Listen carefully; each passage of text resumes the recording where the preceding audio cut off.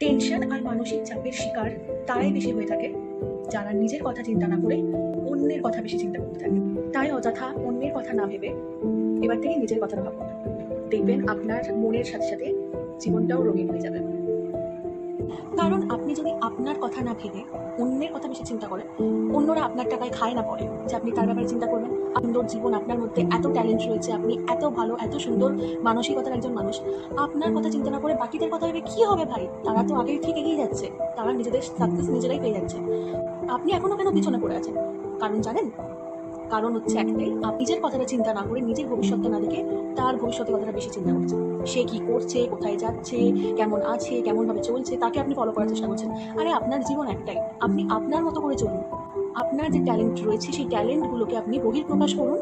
আর আপনার যেগুলো করতে ভালো লাগে, যেটা আপনার ছোট থেকে স্বপ্ন ছিল, সেগুলোকেই পূরণ করুন। আপনার গোলটাকে অ্যাচিভ করার চেষ্টা করুন। দেখবেন একদিন তার থেকেও, যার জন্য আপনি মানসিক চিন্তায় ভুগছিলেন, তাকেও ছাপিয়ে আপনি উপরে চলে যাবেন। কথাটা গ্যারান্টি লিখে রাখবেন।